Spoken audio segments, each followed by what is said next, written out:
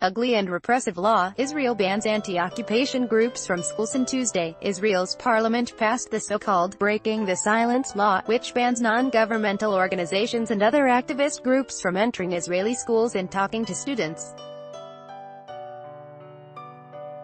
The law is named after the Israeli non-profit organization Breaking the Silence, which was established in 2004 by veterans of the Israel Defense Forces (IDF). Purpose of group, which is an organization of veteran combatants who have served in the Israeli military, is to expose Israelis to the reality of everyday life in the occupied territories of the West Bank, East Jerusalem and Gaza, and to bring an end to Israeli occupation there, according to its website.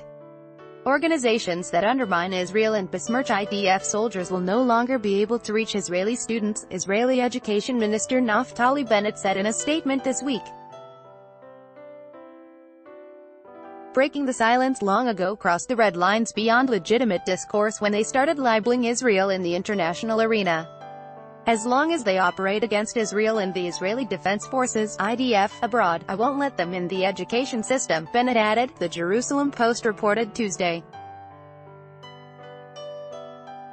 American Jewish activist Ariel Gold, a member of the social justice and pro-peace activist NGO Code Pink, called Law, Art of a rapidly growing trend to suppress political dissent and exposure of the occupation, in an interview with Sputnik Tuesday.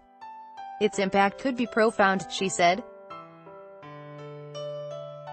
My understanding is that school programming was one of the most important aspects, for them, breaking the silence, of their work, and so this is incredibly damaging, but there are other groups continuing to spread a similar anti-occupation message, she said, citing American Jewish Progressive Group If Not Now, which has the goal of ending Israel's conflict with Gaza.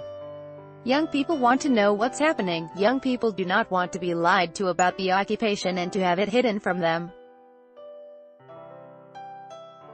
They don't want to be tricked and deceived into committing human rights violations and then having to live with that. We, as Jewish people throughout the world, are done with being part of a moral catastrophe.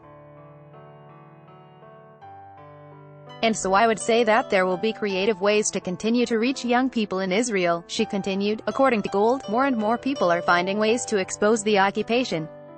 We have the two incredible walk-offs of Birthright. In a 2-week period, 2 groups of young American Jews walking off Birthright, Gold told Sputnik, referring to the non-profit organization that sponsors free trips to Israel for young adults of Jewish heritage.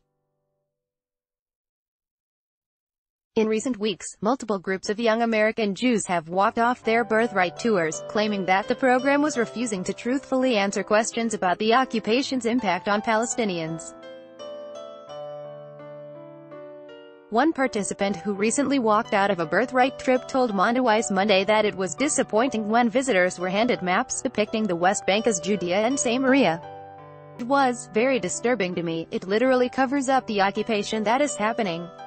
I came on Birthright to connect with my Judaism and experience Israel. For me, what that meant was learning the whole truth about Israel, which meant the occupation and meeting Palestinians.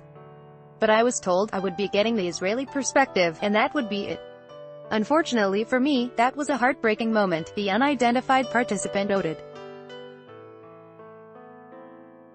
However, Gold said, the timing of the law may mean that anti-occupation organizations are having an effect. We could look at the timing of the law in the framework of the growing wedge between Israeli Jews and diaspora Jews and the effective impact that Breaking the Silence and B'Tselem, a non-profit organization whose goals are to document human rights violations in the Israeli-occupied territories, have been having, Gold told Sputnik.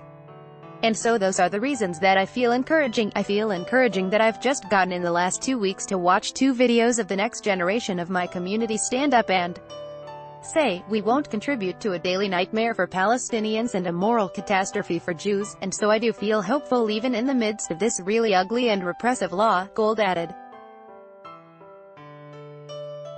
In the summer of 2017, Gold got in trouble with Israeli authorities in Hebron, a city in the West Bank, for handing out pamphlets, and was barred from the Western Wall, which surrounds Jerusalem, according to the Jewish magazine Forward.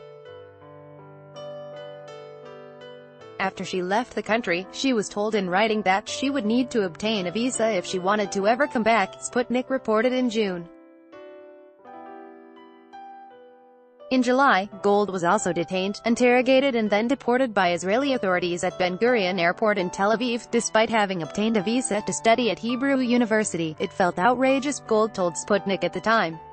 Deporting somebody who doesn't agree with the right-wing racist policies of a state government which claims to be a democracy, the only democracy in the Middle East, is just, you know, it's really hard to have it sink in, she said.